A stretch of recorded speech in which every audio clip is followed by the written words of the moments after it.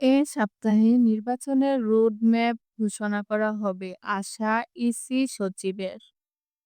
নির্বাচন commission EC সচিবালয়ের জ্যেষ্ঠ সচিব আক্তার আহমেদ বলেছেন, জাতীয় নির্বাচনের রোডম্যাপের একটি খসড়া তৈরি করেছে ইসি সচিবালয়।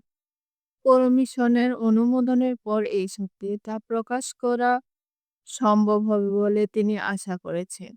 আজ সোমবার নির্বাচন ভবনে সাংবাদিকদের সঙ্গে কথা বলে জ্যেষ্ঠ সচিব আক্তার আহমেদ তিনি বলেন, ইসির মাসিক সমন্বয়ক সভায় ভোটকেন্দ্র স্থাপন নীতিমালা নিয়ে আলোচনা হয়েছে।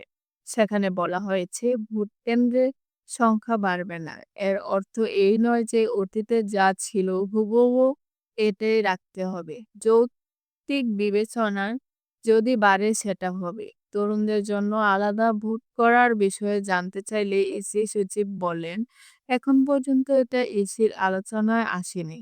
যদি কর্তৃপক্ষের সিদ্ধান্ত হয় তাহলে হবে। এই মুহূর্তে ইসি ভোটকেন্দ্রের ভেতরে ব্যবস্থাপনা কিভাবে হবে তা নিয়ে আলোচনা করেছে।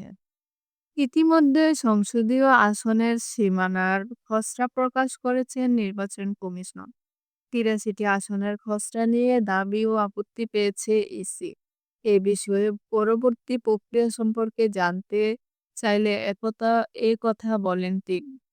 নির্বাচনকালীন আইন-শৃঙ্খলা পরিস্থিতি নিয়ে এই মুহূর্তে উদ্বেগের কোনো যুক্তিসঙ্গত কারণ নেই বলে মন্তব্য করেন ইসি সচিব। এক প্রশ্নের জবাবে তিনি বলেন, নির্বাচনকালীন আইন-শৃঙ্খলা তো আরও পরের ব্যাপার। আমাদের কনসার্ন হওয়ার এই মুহূর্তে কি কোনো কারণ আছে? আমরা আমাদের জিনিসগুলো গুছিয়ে নিচ্ছি। যে যার জায়গাটাতে গুছিয়ে নিলেই তো হয়ে যাবে। সেটা নির্বাচন ব্যবস্থার সঙ্গে আমরা এই মুহূর্তে জড়িত।